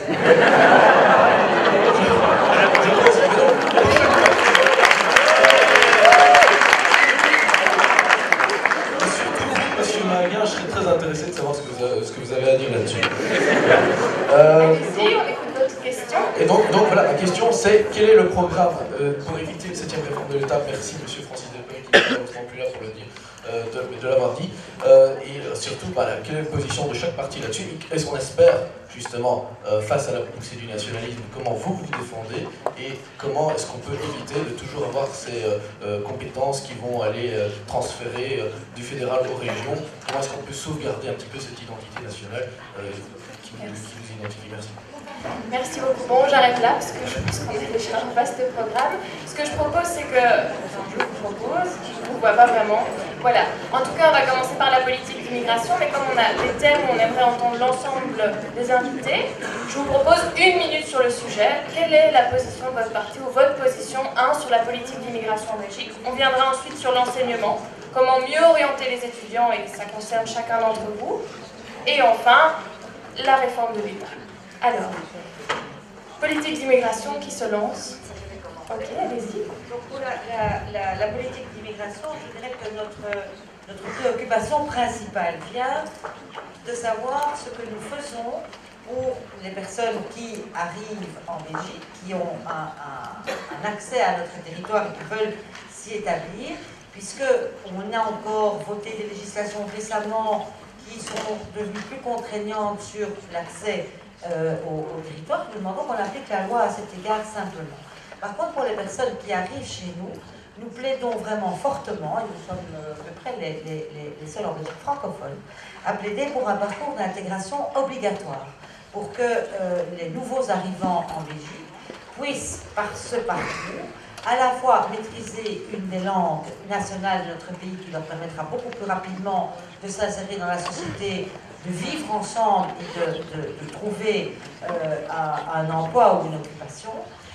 Nous sommes extrêmement stricts sur le fait que ce parcours d'intégration ne doit pas être, comme certains le proposent dans d'autres formations politiques, au choix, au libre choix, mais doit véritablement être un parcours obligatoire, parce que nous pensons, non pas que c'est une contrainte, non pas que c'est quelque chose qui est là pour ennuyer la personne qui arrive dans notre pays, mais qu'au contraire, c'est le moyen de lui donner à la fois les clés de compréhension de notre société, de notre mode de fonctionnement, de notre culture, et surtout, le principal passeport pour le vivre ensemble, c'est la maîtrise d'une langue nationale. Est-ce que je peux vous demander de répondre juste sur l'enseignement, comme ça on aura 1 minute, juste l'enseignement, par rapport à la question de l'orientation, et on revient sur la 7e réforme de l'État. Alors, il y a 2 questions dans cette orientation, parce que vous avez abordé à la fois les jeunes par rapport à l'enseignement supérieur et au choix d'études dans l'enseignement supérieur, et aussi les jeunes par rapport aux métiers qualifiants. Généralement, les métiers qualifiants, c'est une orientation qui commence déjà à apparaître dans l'enseignement secondaire, au 2e degré de l'enseignement secondaire. Et pour le moment, c'est souvent, malheureusement, très malheureusement, une orientation par relégation. Tu as une attestation B, tu ne peux pas continuer dans la même filière, donc tu vas là où tu n'as pas envie d'aller, et donc c'est une orientation relégante. Nous pensons que dès le 1er degré du secondaire, il faut que nos jeunes, tous nos jeunes, jusqu'à 14 ans, puissent, en 1er degré, qui existe comme ça jusqu'à 14 ans, mais puissent vraiment clairement avoir accès aussi bien à des matières générales, à du latin, qu'à des matières artistiques, à des matières techniques, pour qu'ils puissent déjà faire un premier choix en connaissance de cause par rapport aux orientations qu'ils choisissent. Pour l'enseignement supérieur, nous pensons que, plus encore que ce que fait le test, qui est un test qu'il y a actuellement, il faut que nous ayons un test que l'on va appeler d'aptitude communautaire, qui permettent à un jeune aussi de se déterminer par rapport aussi aux prérequis qu'il a pour aborder certaines filières. Est-ce que j'ai les prérequis en maths, en sciences pour faire médecine? Papa, vous avez beaucoup dit les parents veulent, papa veut que je fasse, mais je n'ai pas les prérequis. Est-ce que j'y vais quand même, parce qu'on doit pour nous toujours garder un libre choix, j'y vais quand même au risque de me casser la figure et je vais travailler 2 fois plus, ou est-ce que informé sur les prérequis que j'ai ou pas, je fais d'autres choix. Et je pense aussi, quand vous parlez de l'orientation et des concours, nous ne sommes pas favorables aux concours, sauf le maintien comme il est en l'état actuel de l'examen d'entrée d'ingénieur et d'un examen d'entrée qui ne se cache pas derrière 36 trucs comme c'est le cas actuellement dans les études de médecine, assez proche du système flamand qui a fait cette preuve. Merci. Alors, je cède la parole à un autre invité sur l'immigration et l'enseignement ou les orientations. Olivier Martin, je vous en prie. L'immigration, ceux qui croient qu'on va pouvoir faire d'un pays une sorte de tour d'ivoire où il n'y aura pas d'immigration, trompent l'opinion publique. L'immigration fait partie d'une politique économique bien comprise, dès lors qu'elle est accompagnée. Et quelque part, maîtrisée, mais soyons honnêtes, on ne la maîtrisera pas au départ de la seule petite Belgique. Ça, c'est faire croire à un leurre. Tous ceux qui prônent le discours, tu renvoies chez eux de tous ceux qui ne seraient pas admis, ainsi de suite, trompent l'opinion publique. En réalité, je plaide pour un modèle qui se rapproche de ce que fait l'Allemagne, où après concertation entre partenaires sociaux, on définit les profils, les types d'emplois pour lesquels il y a lieu de favoriser ou de permettre une immigration, parce qu'il y a des emplois pour lesquels le nombre de personnes susceptibles de répondre à l'offre d'emploi dans le pays concerné n'est pas suffisant. Le nombre de personnes n'est pas suffisant. Soit parce qu'il n'y a pas les diplômes, les qualifications, soit parce que la nature du travail justifie qu'on fasse appel à l'immigration. Et que fait l'Allemagne? Elle fait une sélection, un peu ce que font aussi les Canadiens, ainsi de suite, dans le pays d'origine, avec des mesures d'accompagnement dès l'origine, c'est-à-dire avec des formations accompagnatrices, de sorte que la personne qui arrive dans le pays soit tout de suite en mesure de trouver un emploi, ou en tout cas, il a plus forte chance de trouver un emploi et n'arrive pas avec éventuellement un handicap de formation, en ce compris dans la maîtrise d'une des langues du pays, enfin, c'est une des langues nationales, bien entendu. Je crois que c'est une méthode intelligente qui peut favoriser une meilleure compréhension des enjeux liés à l'immigration. Ça, c'est l'immigration. Deuxièmement, l'enseignement. On en a parlé. D'abord, il faudrait peut-être qu'en Fédération Wallonie-Bruxelles, plutôt que de s'occuper du poids des cartables, de savoir si on peut voir des soldats, de savoir si l'écrit d'instruction a fait la mixité sociale ou pas, ce qu'il n'a pas fait parce que vous ne remplacerez jamais l'autonomie de gestion des écoles par des mesures impératives qui tombent en haut. Tout ça, c'est comme si on vous disait que dans cette université ne pouvait venir que, ou ne pourrait s'inscrire que certaines personnes avec certains critères de sélection. Tout ça n'a pas beaucoup de sens. Laissons l'autonomie de gestion, donnons plus d'autonomie de gestion aux équipes pédagogiques et aux directions des établissements scolaires, faisons confiance à ceux qui savent ce qu'est le métier de l'enseignement. Mais bon, c'est une réflexion plus générale. Mais fondamentalement, il faut peut-être remettre en cause, il ne faut pas se le cacher, la très grande diversité d'options qui existent au niveau du secondaire. L'enseignement rénové, a eu certains avantages, mais a conduit à une telle multiplicité de filières de formation que certaines n'ont plus de, de motivation réelle par rapport à des perspectives pour un jeune. Très bien d'avoir multiplié les filières, mais ça n'a pas de raison. Et je crois qu'il faut avoir le courage de dire qu'en fin de secondaire, il n'est pas interdit, comme on le fait dans d'autres systèmes scolaires, dans d'autres pays européens, d'avoir à tout le moins un test d'orientation pour savoir dire aux jeunes, voilà, qu'est-ce qui te permet, qu'est-ce qui est possible d'envisager comme parcours. Ça ne veut pas dire que c'est obligatoire, ce n'est pas une contrainte, ce n'est pas un refus, c'est au moins un conseil utile. Et je crois que vous êtes tous, on est tous avec nos enfants demandeurs d'avoir une orientation utile plutôt que de tâter plusieurs étapes dans les options possibles dans l'enseignement supérieur, universitaire, universitaire. C'est quand même aussi une manière de motiver dans des options de vie professionnelle plus tard. Et je crois qu'il ne faut pas avoir peur de dire que ce test d'orientation devrait être réalisé à la fin de l'enseignement secondaire. Merci. Je passe la parole à Émilie Hoyos pour répondre à ces deux thèmes.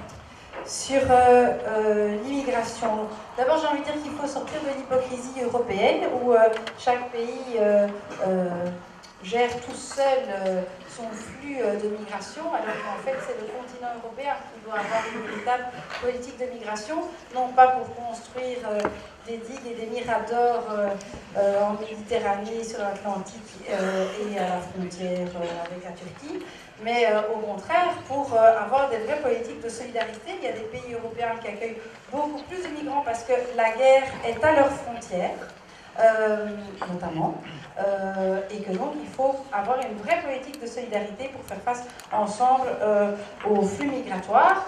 De tout temps, il y a eu des flux migratoires à l'échelle européenne et ailleurs dans le monde.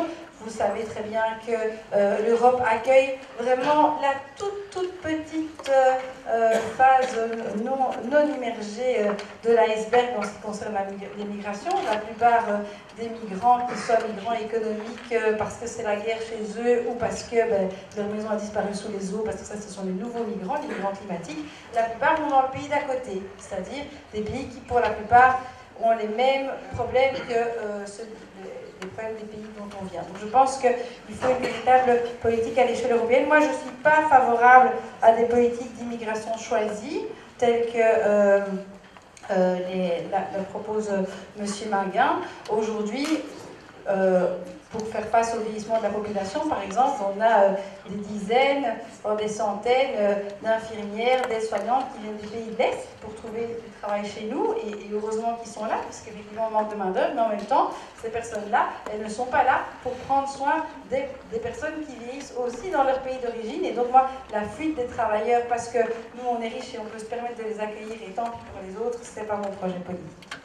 En ce qui concerne le choix des études, je partage tout à fait le constat sur le fait qu'à 17-18 ans, c'est pas facile de savoir ce qu'on va faire 5 années plus tard. Moi-même, si vous me demandez ce que je vais faire et ce que j'ai envie de faire dans 5 ans, j'aurais du mal à vous répondre. Alors, que dire à 14 ans? Puisqu'en fait, la plupart des choix, ils se font à 14 ans, puisque c'est à 14 ans qu'on est orienté par défaut, par l'échec, comme le disait François, souvent vers les filières techniques et professionnelles ou vers l'une ou l'autre option. Et donc notre proposition concrète pour répondre à votre interpellation, c'est d'instaurer un vrai tronc commun pluridisciplinaire jusqu'à 14 ans pour que de l'entrée à l'école jusqu'à 14 ans, on éveille les élèves à l'ensemble de leurs talents intellectuels, mais aussi manuels, artistiques, créatifs, sportifs, de telle manière à ce qu'à 14 ans, quand on se pose les premiers choix, ils puissent choisir en sachant qui ils sont, ce qu'ils aiment, et pas simplement en sachant qu'ils ne sont pas bons en maths ou pas bons en français. Ça, c'est une première étape. Et en ce qui concerne l'entrée dans le supérieur, c'est la même logique, la logique positive, en ayant identifié ce que sont nos forces. Moi, je pense que les temps changent, ils changent vite, et donc il faut à tout prix laisser le plus de portes ouvertes aux jeunes à 17 et 18 ans, parce qu'ils devront certainement eux-mêmes rebondir dans leur carrière professionnelle. Donc les spécialiser en outrance, ce n'est pas leur rendre un service pour la suite. Alors, je passe la parole à Julie de Groot.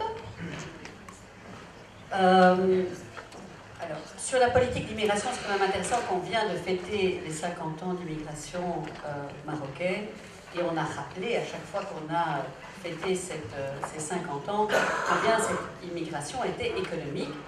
Et ceux qui étaient là, au départ, disaient tous on allait rentrer. D'ailleurs, on a peu fait, du coup, l'insertion. On a peu fait ce fameux Inburgering. Et on le voit bien, s'il y a eu peut-être un rendez-vous raté, c'est qu'il y a 50 ans, on a fait venir une main-d'œuvre pour des raisons économiques, et que quelque part, ils se sont dit, nous sommes dit, ils ne vont peut-être pas rester. Ils sont restés, ils sont devenus belges, et donc parfois il y a des vrais défis à relever par rapport à ça. Il reste une immigration économique. Émilie Hoyos parlait justement des aides-soignants. On a fait passer aux différents parlements de la région wallonne et de la communauté française justement la reconnaissance, l'ouverture dans des emplois publics à certaines fonctions. Ça fait danser justement par l'OMR. Tout simplement, non, les deux, et par l'OMR, et donc, tout simplement, on fermait effectivement nos maisons de repos et de soins parce qu'aujourd'hui, on a justement, grâce à cette main-d'œuvre, comme le rappelait Émilie. Mais c'est autre chose, et c'est véritablement une politique qu'il faut voir au niveau européen. Moi, j'étais conseillère du président de la Commission européenne, et on a créé le premier sommet, qui s'est fait à Tampere, en Finlande, le premier sommet européen où les États membres ont accepté du bout des lèvres de parler ensemble de la politique migratoire, qui était la politique régalienne, la politique régalienne par excellence, et donc il n'était pas question de mettre ensemble une certaine conception d'une immigration. Mais c'est on est beaucoup, beaucoup trop prenant. Évidemment, c'est d'autres questions, c'est l'Europe politique. C'est, quand vous parlez d'immigration, mais la semaine dernière, j'avais toute une soirée avec des Syriens, des Belges syriens, des Syriens qui disent « mais qu'est-ce qu'on fait ? Qu'est-ce qu'on fait ? Est-ce que vous nous laissez crever la bouche ouverte ?» Et donc, ça pose des vraies questions d'une définition d'une politique à un niveau supérieur, à un niveau européen. Sur l'éducation, alors ça rejoint tout à fait l'actualité, puisque mardi prochain, en commission éducation, on va présenter, la ministre Schins va présenter un projet de décret qui s'appelle le projet de décret premier degré. Et en fait, c'est quoi le premier degré? C'est-à-dire qu'on dit jusqu'à la fin du premier degré, jusqu'aux 2 premières années du secondaire, on doit avoir une réforme, on doit repenser tout ce qu'on appelle le tronc commun. Pourquoi? Exactement pour ce que vous dites, et qui n'est pas tellement dans l'enseignement supérieur, mais qui est déjà à l'école, c'est d'y introduire certainement l'apprentissage, de lire, écrire, calculer, mais aussi autre chose. À l'école, on n'a rien de la main. Comme vous dites, demain, les métiers d'avenir sont peut-être les métiers de la main. Mais un jeune, comment peut-il ne pas se sentir relégué si à 14 ans, on lui dit « Tu sais quoi, tu as une super filière, c'est le qualifiant, on t'a jamais rien fait faire avec la main, rien du tout, mais c'est une super filière. » On ne le fait pas chez nous, parce que ça quand même, on ne le fait pas chez nous, mais ce n'est pas une relégation. Il faut avoir l'apprentissage justement de ce que c'est que ces autres métiers de la main. Et donc, il faut aussi pouvoir aller, par exemple, dans ce type d'école. Il faut que des jeunes se disent, au fond, je me sentirais peut-être plus à l'aise dans ce tel autre type d'école, etc. Et donc, ça c'est, voilà, la réforme. Mais je sais, c'est pas très chouette. J'étais très à faire ça, j'aime pas trop. Voilà. Désolée. Mais c'est donc vraiment la réforme pour que les jeunes se sentent demain habilités à faire un autre choix que leurs parents. Voilà. Et le dernier à parler de ce tour de table, je vous en prie, Yvan Maillard. Donc sur l'immigration d'abord, je veux dire qu'il n'y a pas de politique d'immigration et c'est un vrai problème.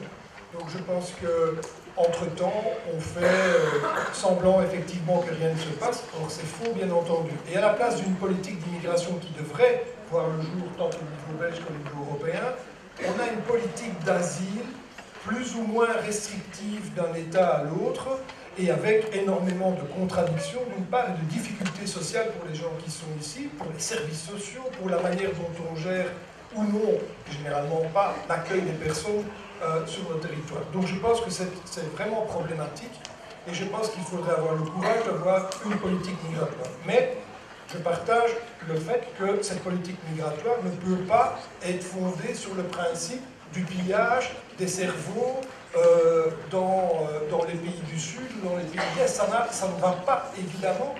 Les pays ont aussi besoin du développement économique, et le développement économique de ces pays passe bien entendu par le maintien des élites et là-bas, et des gens compétents, qualifiés là-bas. Et il faut au contraire soutenir le développement dans les pays d'origine, plutôt que d'essayer d'aller piller les gens qui sont capables et dont on aurait besoin ici. Donc je pense que ça, évidemment, ça ne va pas. Deux, une collègue a fait allusion à l'insertion et à l'intégration. Alors moi je comprends ça pour les primo-arrivants, pour les personnes qui ne connaissent pas le pays et qui ont besoin, et qui nous demandent d'ailleurs, des éléments liés à la citoyenneté, comment fonctionne le pays, ils demandent souvent aussi des cours d'alphabétisation, de langue, etc., d'apprentissage d'une des langues nationales, de la langue française. Mais il faut cesser d'exiger l'intégration de ceux qui sont nés ici. Hein. Ben ça suffit, quoi. Je veux dire, à un moment donné, ceux qui sont nés ici, qui sont de la 3e génération, on est à la 4e génération. Moi, j'entends encore des gens dans certains partis politiques regretter leur manque d'intégration. Enfin, c'est eux qui ne sont pas intégrés. C'est pas les jeunes, ils sont là, ils sont nés ici, ils ont les mêmes droits que les autres, et ça suffit.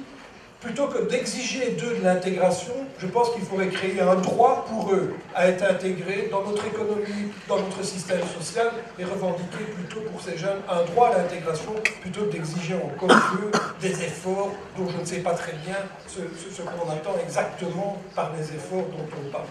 Donc je pense qu'il faut arrêter cette hypocrisie-là et arrêter au plan international l'hypocrisie, effectivement, à propos de l'immigration qui n'existerait pas. C'est faux, il faut au contraire le décider. Alors, pour ce qui concerne les études, vous me pardonnerez, je ne suis pas un spécialiste des études supérieures, ça n'est pas mon champ de compétences, mais juste de réflexion. Quel luxe tout de même que la société paye à tous les jeunes, souvent quand même de milieux aisés ou favorisés ou qui en ont les moyens, le grand choix d'études, réussir, rater, etc. C'est formidable en même temps. Quelle magnifique liberté. Enfin, tout ça a un coût collectif. Donc à un moment donné, il n'est peut-être pas indécent d'oser dire que ce coût collectif, on peut peut-être doucement le réguler. À propos de régulation, mais ça serait une réflexion peut-être pas sur le supérieur, mais il faut arrêter la logique de l'échec ici. Hein. Je m'adresse aux profs. Je pense qu'on stimule mieux en soutenant les jeunes et en leur disant qu'ils sont capables de plein de choses et qu'ils réussiront à leur rythme qu'en les sanctionnant. Moi, je ne crois pas à la rédemption, vous m'excuserez, je ne suis pas tout à fait de la même... Pas un redoublement non plus. Je ne suis pas... Bon voilà, enfin je ne suis pas tout à fait de la même obédience philosophique, mais je n'y crois pas du tout. Hein. Je ne crois pas que la sanction est rédemptrice. Hein. Je ne crois pas une seconde. Donc il faut arrêter cette logique-là. Et deux, je voudrais vous dire un mot sur les métiers manuels. Je vais au salon de l'auto, de par ma fonction de bourgmestre de Bruxelles, on m'invite, et c'est la FEDIAC qui m'invite. Et ils me disent, regardez, nous avons ici des stands avec des jeunes que nous formons en Wallonie et en Flandre. Il n'y a pas une seule école à Bruxelles qui est soutenue par la FEDIAC pour former des mécaniciens et des gens qui peuvent intervenir sur les véhicules automobiles aujourd'hui. Eh bien, je dis que c'est une erreur et qu'on serait plus attractif avec le soutien du secteur et des secteurs industriels en règle générale qui ont des degrés de développement et de modernité, notamment technologique, qui serait beaucoup plus attractif alors pour ces études-là et plus tard ces métiers-là dans nos écoles si on acceptait de sortir du dogme que l'école ne peut pas travailler avec l'industrie. Je crois qu'il faut arrêter ça et il faut accepter de travailler avec le secteur et je pense qu'on sera aussi plus attractif pour des jeunes parce qu'il y a des perspectives et qu'on est dans des technologies. Aujourd'hui, il y a 4 ordinateurs sur votre voiture.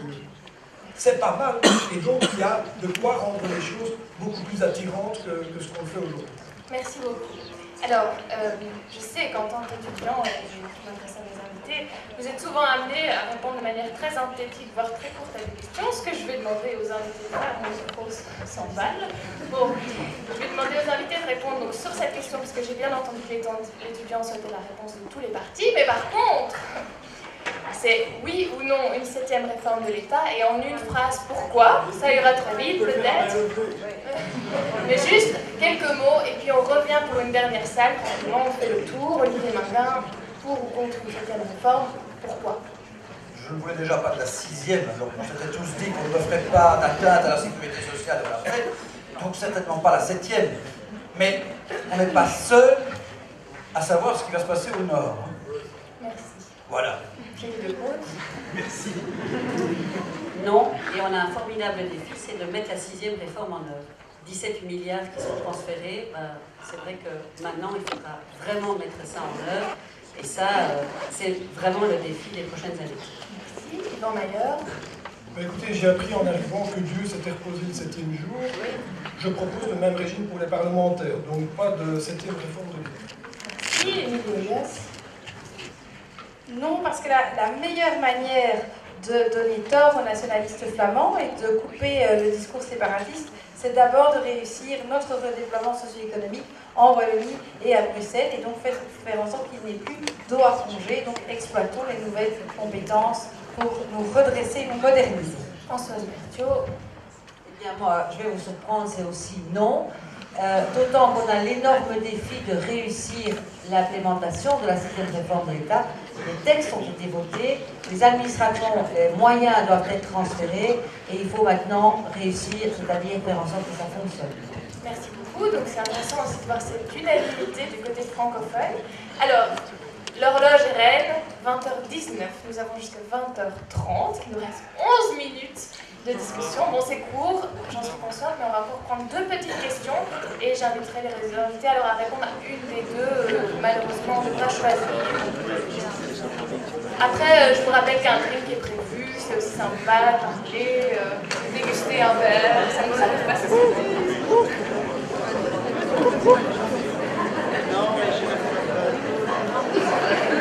Alors, la question, oui. Bonsoir à tous. Ma question, ce serait par rapport à la mobilité à Bruxelles. M. Mayer parlait d'une politique d'aménagement de territoire.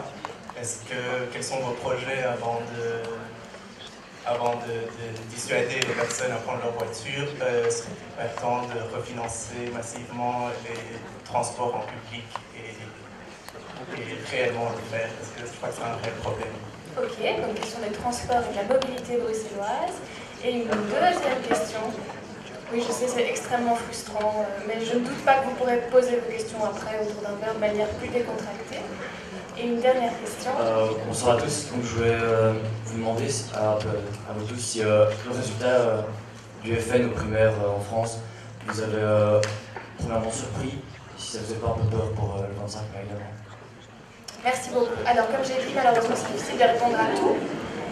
On refait un tour, je commence dans le sens, on va commencer par Françoise Berthiaud. Donc, on a 2 questions, la mobilité à Bruxelles et effectivement regarder un peu en France et à chaud décrypter certains résultats d'élection. Donc, en très bref, la mobilité à Bruxelles, on a malheureusement, depuis la création de la région, mis la charrue avant les bœufs en faisant des politiques anti-voiture avant d'avoir mis les transports en commun efficaces avec les fréquences dans toute la région en heure. Nous demandons évidemment d'inverser ce type de politique, ça de façon très claire et déjà depuis longtemps. En ce qui concerne le résultat du FN en France, c'est toujours un résultat qui est consternant. Maintenant, on voit un désamour des Français pour la formation politique, à savoir le PS, qu'ils ont mis aux élections présidentielles et qu'ils ont soutenu les législatives suivantes. Et moi, j'ai l'impression que ce vote FN, si on veut se rassurer ou moins se faire peur, est plus un vote de rejet par rapport au pouvoir en place qu'un vote d'adhésion à un projet. En tout cas, je l'espère. Merci. On continue, comme ça on se translate petit à petit. 2 propositions concrètes pour désengorger Bruxelles et faire en sorte que les gens aient envie de se passer de leur voiture sans se compliquer la vie. La première, c'est de mieux utiliser tout le réseau de gares qu'il y a à Bruxelles. Il y a plein de petites gares dans Bruxelles que même les Bruxellois ne connaissent pas. Et donc, on veut mettre en place un réseau express bruxellois à l'échelle bruxelloise, donc complémentairement au métro, au tram et au bus. Et la deuxième proposition, c'est effectivement de se garder suffisamment de moyens budgétaires, donc pas d'austérité trop forte, pour donner les moyens suffisants à la STIB pour, d'une part, augmenter les fréquences et d'autre part, diminuer les ruptures de charge. Les ruptures de charge, c'est quand vous habitez à Gênes et que vous devez aller à Uccle et que vous devez changer 7 fois de bus, de tram, de métro. C'est franchement décourageant. Sur le FN, je ne sais plus où vous êtes, voilà. Sur le FN, bien sûr que c'est désagréable. Les sondages en Belgique montrent que les extrêmes montent. Ça veut dire que les électeurs sont en colère, ils vont à la peur au ventre aux élections. Et je pense que notre responsabilité à nous, Parti démocratique, c'est de leur apporter des réponses qui réhabilitent le politique et qui montrent qu'il n'y a pas de fatalité. Et ça, c'est notre job. Donc sur la mobilité et l'aménagement du territoire, juste vous dire, quand je suis arrivé à la tête de la ville de Bruxelles, j'ai immédiatement proposé au collège, et on a une unanimité à ce sujet, de transformer le centre-ville et de créer un véritable piétonnier entre la place de Bruckner et la Bourse. Et cette volonté-là, on y a opposé la mobilité, il faut d'abord organiser la mobilité. Je vais vous dire non. C'est-à-dire que si je dois attendre qu'on ait créé un métro jusqu'au nord et jusqu'au sud, ce qui est nécessaire, qu'on ait réduit le nombre de gens qui viennent en voiture à Bruxelles, alors qu'on va élargir le ring pour leur permettre de venir encore plus, etc. Jamais je ne transformerai la ville. Or, il faut transformer cette ville. Et il faut imposer un changement. Et je vais vous dire, je ne partage pas du tout ce qui vient d'être dit, par exemple, à propos des transports en commun qui, de Jette à Limoilou, doit se faire sans rupture de charge. Vous savez, moi je vois passer, on ne partage pas. Je vais... Merci beaucoup. Donc, moi je vois circuler en ville et c'est une catastrophe, les grands bus articulés. Je peux vous dire que quand je les vois arriver vides sur le Sablon, et alors que nous sommes dans une ville médiévale où on doit passer avec des petits bus électriques qui doivent permettre de circuler d'un endroit à l'autre du Pentagone, pour prendre cet exemple-là, je peux vous dire que la vitesse commerciale de la STIB qui doit passer par le centre-ville avec des bus articulés et tout ça, je n'en ai plus du tout envie.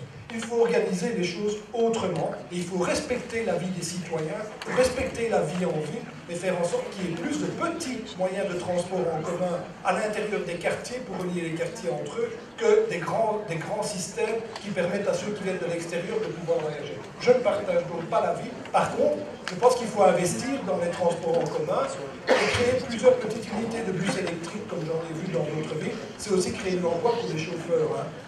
Et donc je suis plus pour ça, je suis plus pour 2 petits véhicules électriques avec 2 chauffeurs plutôt qu'un grand bus articulé vide avec un chauffeur. Voilà le choix que je fais. Non mais la rupture de charge, c'est ça que ça veut dire. Enfin, alors, en ce qui concerne le Front National, je pense que c'est pas tout à fait... Bien sûr qu'il y a un rejet de la politique en place, c'est évident, mais ça ne crée pas une adhésion à l'alternative UMP. Donc il faut être raisonnable. C'est les 2 partis de gouvernement qui sont rejetés et qui l'ont déjà été par le passé. Maintenant, ceci dit, il faut relativiser les résultats. Pour un résultat emblématique dans une commune comme Hénin-Beaumont qui fait 25 000 habitants, au total, j'observais hier soir, assez tard, une analyse qui disait qu'au global, le FN avait fait 15%, c'est-à-dire la même chose que ce qu'il a fait aux élections précédentes. Et donc, il faut, je pense, avoir à l'esprit qu'il y a une espèce de médiatisation qui crée un événement autour de 25 000 habitants, donc c'est important, mais enfin tout de même, et relativiser sur l'ensemble. Ceci dit, je pense que depuis des années, on a permis une émergence d'une extrême droite en France, en Flandre. Nous sommes relativement, en tout cas jusqu'à présent, à l'abri à Bruxelles et en Wallonie, mais il ne faut pas désespérer la bêtise humaine. Elle est aussi possible à Bruxelles et en Wallonie, et c'est assez... Il faut évidemment se prémunir par rapport à ça, et je pense que la meilleure manière de se prémunir, c'est des débats, c'est de la pédagogie, c'est de la confrontation. Nous ne sommes pas d'accord, et c'est très bien, et qu'il y ait des choix qui puissent se faire, et que ces choix, en tout cas, se fassent sur des gens qui ont des programmes et des volontés de transformer la société à leur manière, différente l'une de l'autre, mais en tout cas pas de rejeter des parties de population. Ça, je crois qu'on ne pouvait pas accepter. Julie Degroot. Oui, pour la mobilité, je dirais assez vite, donc aussi investissement dans les transports en commun. Ceci dit, quand on le fait, alors il ne faut pas de phénomène NIMBY. Moi, je suis ixelloise, je vois... La STIB investit massivement pour une ramification du 71. On a une pétition, y compris du conseil communal, en disant surtout pas, n'investissez pas chez nous, allez ailleurs, on va se défendre. Donc il y a toujours, en mobilité, il y a très fortement un phénomène NIMBY. Et 2, je pense qu'il faut repenser les fonctions de la ville. Parce que la mobilité, c'est par rapport aux fonctions de la ville. Le logement, les entreprises, mais aussi l'espace collectif. Et donc ça, c'est...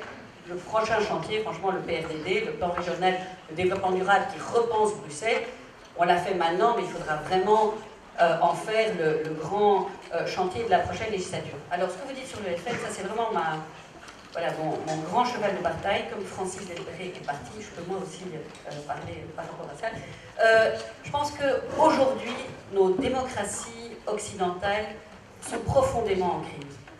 Vraiment très profondément en crise. J'étais avant présidente du Parlement francophone bruxellois, donc j'étais présidente d'une assemblée, et c'est vrai que les cours de Francis Delperré, Montesquieu, qui dit les 3 pouvoirs, le pouvoir législatif, c'est l'émanation des représentants du peuple, on voit bien que toutes nos démocraties occidentales mettent ça en question, y compris les États-Unis. Puisque une toute petite, infime minorité d'extrême droite arrive à bloquer à un moment la plus grande puissance au monde. Et donc je pense que ça, la participation citoyenne, c'est un enjeu pronominal. Comment faire passer du ils font au nous. Et voilà, je parle de Barack Obama qui arrive ce soir. C'est vrai que c'est quelque part ce que Barack Obama a réussi à faire dans sa première élection. C'est de passer du il au nous. Mais nous, aujourd'hui, nos parlements, on doit pouvoir à un moment se réformer, agir autrement de façon plus dynamique, parce que sinon les gens ne se sentent pas, à un moment, ne se retrouvent pas, ne se sentent pas représentés. Moi je présidais un parlement, j'avais devant moi un mur d'ordinateurs ouvert avec tout le monde qui était sur Twitter, Google, machin, sur son Facebook, etc. Et donc, je pense vraiment que c'est un vrai enjeu en Belgique, comme partout dans nos démocraties occidentales, de revoir cette participation citoyenne. Merci. Et alors, dernière intervention, mais le mot de la fin reviendra aux étudiants, mais dernière intervention. Mobilité, bon, ça c'est partagé. La vérité, c'est qu'on a organisé les transports publics à Bruxelles avant tout pour satisfaire les navetteurs, que ce soit la SNCB et même la STIP, ont organisé leurs heures de fréquence, leur rythme de service, avant tout pour satisfaire les navetteurs. Alors, je ne dis pas qu'il ne faut pas les satisfaire, je dis tout simplement qu'on pourrait. Moi, par exemple, je ne suis pas un enthousiaste du RER. Le RER sera demain une manière de vider la ville. On aurait d'abord dû penser la manière de mieux les servir en transport en commun, l'ensemble des quartiers bruxellois. Alors, Yvan a raison pour dire que dans le Pentagone, on devrait avoir plutôt un autre maillage de transport public. Mais en dehors de ça, vous voulez quand même aller de Oulu au fin fond d'Uccle, bonne chance pour faire ce trajet en transport en commun, a fortiori en dehors des heures de pointe. C'est quasiment impossible. Et donc, c'est la vraie priorité. Mais il ne faut pas se cacher, il y a un problème de financement. Et les Bruxellois payent lourdement le transport public pour les navetteurs et pas à leur bénéfice. Donc, à un moment donné, alors, je sais bien que le péage de pain est un sujet très sensible, il faut voir à quelle dimension on le met, mais à un moment donné, il est assez normal que ceux qui bénéficient d'un service public y contribuent. On le veut ou non, et il va falloir bien financer. Alors on en discutera, mais c'est un vaste sujet, mais c'est indispensable à faire. Et ça faut bien réussir dans d'autres vies, il n'y a aucune raison d'avoir peur de le faire. Montée d'extrême droite. D'abord en France, il y a une tradition historique de l'extrême droite, depuis l'affaire Dreyfus jusqu'au gouvernement de Vichy. Malheureusement, nos voisins français ont une tradition assez conservatrice. Moi, je mettrais en évidence le fait que quand les responsables politiques des partis démocratiques se laissent aller à des thématiques qui sont porteuses pour l'extrême droite, on fait quelque part le lit et le bonheur de l'extrême droite. Et je ne veux pas personnaliser, mais quand on a vu que dans l'entourage de Nicolas Sarkozy est arrivé quelqu'un comme Patrick Buisson, qui venait d'un hebdomadaire d'extrême droite, Minute, et que c'est lui qui rédigeait un certain nombre de discours de Nicolas Sarkozy, alors je ne dis pas que c'est la seule cause de la montée de l'extrême droite, mais à chaque fois qu'il y a cette tentation des partis démocratiques de se laisser par faiblesse électorale aller vers soit, je le dis très clairement, satisfaire éventuellement certains courants radicaux sur le plan religieux, certains courants extrémistes sur le plan de l'hostilité à des valeurs démocratiques, et disons-le franchement, en France républicaine, quand on n'a pas cette volonté de défendre ces valeurs-là, alors il ne faut pas s'étonner que Mme Le Pen devient crédible au regard d'un électorat. Qu'il y ait un électorat constant d'extrême droite en France aux alentours de 7, 8, 10%, c'est un fait historique, qu'il puisse monter, c'est quand on crédibilise le fait qu'elle peut devenir un acteur du jeu démocratique, alors qu'on sait très bien qu'elle travaillera contre la démocratie, c'est le problème du pouvoir. Donc, il ne faut pas hésiter à stigmatiser et à dénoncer ceux qui, dans les partis de pouvoir, dans les partis démocratiques, jouent avec le feu en tenant des discours proches ou avec des faiblesses vis-à-vis. Merci. Et alors, je passe la parole aux étudiants pour clôturer ce débat. Donc nous voulons vous remercier d'abord d'avoir été présent ici et de vous être intéressé. J'ai une info, voilà, une exclusivité pour vous. Donc Obama décolle de la Hollande et il est là dans 3 quarts d'heure. Il atterrit dans 3 quarts d'heure. S'il veut bien attendre la fin de notre débat pour atterrir. Et donc je reprends, donc vous remercier, en même temps évidemment remercier nos invités d'avoir pris la peine de venir débattre.